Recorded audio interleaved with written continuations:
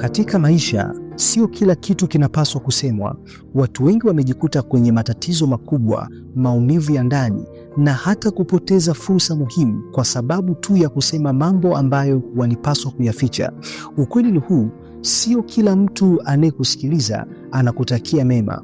Watu wengi wanajuta leo, sio kwa sababu walifanya vibaya, bali kwa sababu walizungumza mambo ambayo hawakutakiwa kuyazungumza. Kwa siku ya leo nimekuandalia mambo 7 ambayo hutakiwi kumwambia mtu yoyote kwa gharama yoyote. Kabla tujaendelea na somo letu la leo, jambo unalotakiwa kulifanya ni kulike video hii, kisha kukaa kwa kutulia na kufuatilia mwanzo mpaka mwisho. Lakini pia kama ndo mara yako ya kwanza kabisa kuungana nasi na bado hujasubscribe, basi hakikisha una subscribe ili uendelee kujifunza na kupata maarifa ambayo yatakujenga. Twende moja kwa moja tukaangalie mambo 7 ambayo hutakiwi kumwambia mtu yoyote kwa gharama yoyote. Namba 1, usisubutu kumwambia mtu juu ya ndoto zako au mipango yako ya baadaye. Jambo la msingi la kutambua, sio kila mtu atafurahia kusikia unachopanga kuwa au unachopanga kukifanikisha. Wengine wataanza kukuambia maneno ya kukatisha tamaa, wengine wataanza kukuambia hiyo jambo hilo haliwezekani. Wengine wataanza kukuambia unajiona sana, hiyo si kwa watu kama wewe. Maneno ya namna hii yana uwezo wa kuua imani yako kimya kimya. Kwa hiyo mipango mingi hufa si kwa kukosa uwezo, bali kwa kuzungumzwa vibaya mapema. Kwa jambo la msingi la kutambua, linda ndoto zako hadi zitakapokuwa matunda yanaonekana. Hili ni jambo la msingi sana. Usisubutu kumwambia mtu juu ya ndoto zako au mipango yako ya baadaye. Ukisoma Biblia kwenye kitabu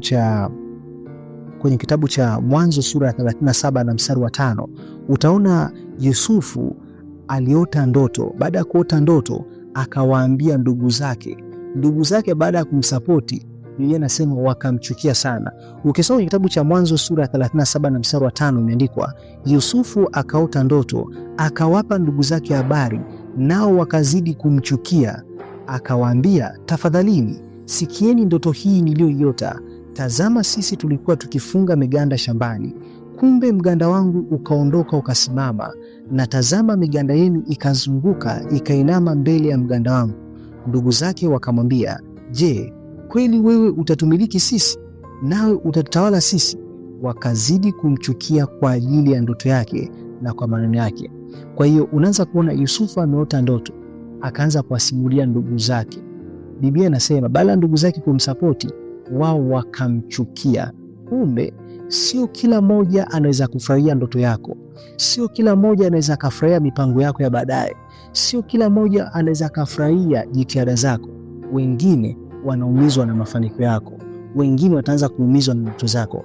Kwa jambo la msingi ambalo unatakiwa litambue, usimwambie mtu yote juu ya ndoto zako au mipango yako ya baadaye, kwa sababu huyo unayemwambia anaweza kageuka akawa kizuizi cha malengo yako au cha ndoto yako.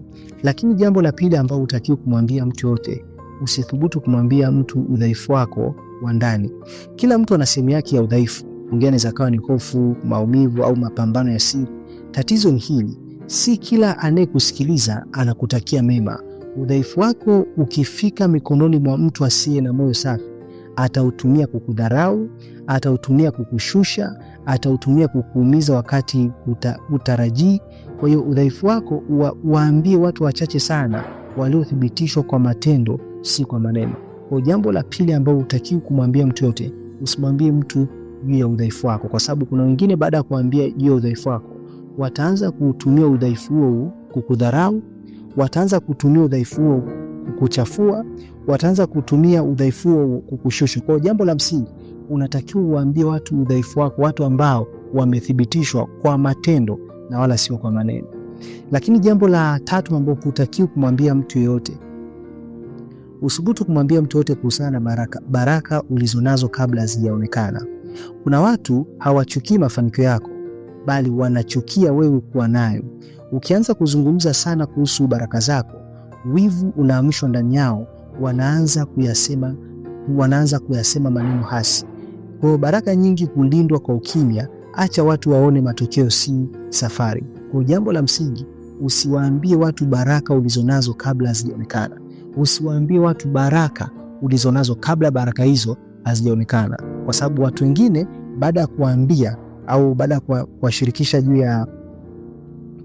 juu ya baraka zako, kuambia bwana, kuna baraka, kuna jambo la kuja hivi na hivi, wao wataanza kukwambia maneno ya kuvunja moyo, wataanza kuambia maneno hasi, maneno ambayo yatakuvunja moyo.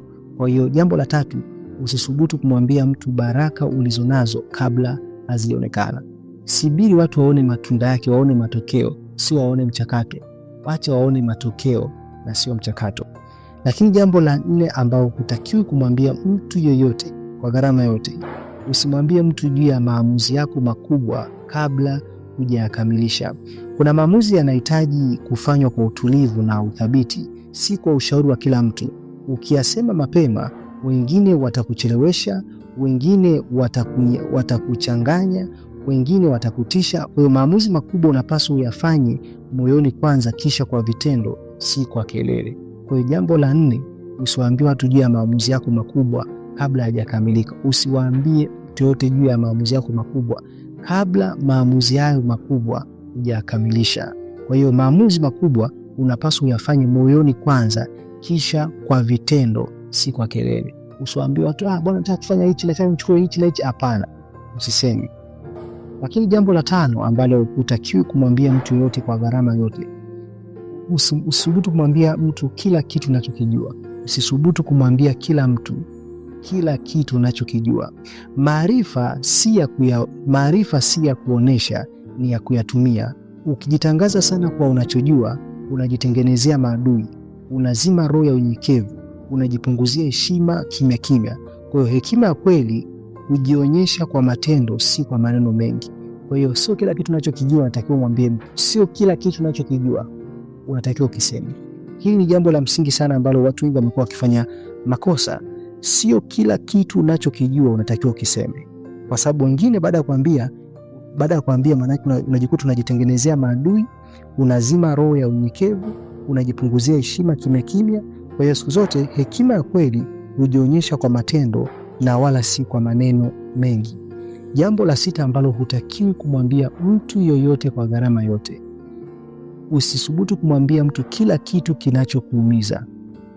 Maumivu yakisimuliwa kwa mtu asiye sahihi hugeuka burudani, hugeuka uvumi, hugeuka silaha. Tambua, watu wengi hawakusikilizi ili wakusaidie, wanakusikiliza ili wapate cha kusema kesho. Kwa hiyo maumivu ya kweli huhitaji mahali salama, si masikio mengi. Kwa hiyo sio kila mtu kumwambia kile kinachokuumiza, kwa sababu wako wengine baada ya kuambia kile kinachokuumiza, wao ndo watakuwa wanatumia kufurahia, kwao itakuwa ndo sherehe. Lakini jambo la 7, usisubutu kumwambia mtu yote mambo mazito Mungu anayokufundisha kwa siri. Sio kila ufunuo ni wa hadhara. Kuna mafundisho ya kukujenga, ya kukutengeneza na kukuandaa. Wewe ukizungumza kabla wakati, unapoteza uzito wake, unajivuruga na unachanganya wengine. Kwa hiyo sio kila kitu ambacho Mungu anakuambia unatakiwa ukiseme. Kuna mambo Mungu anakuwa anakuambia na kufundisha kimya kimya. Ni matumaini ni kitu ambacho umejifunza. Kama kuna jambo umejifunza, naomba uniambie kwenye comment umejifunza jambo gani. Nakupenda sana, nikutakie siku njema.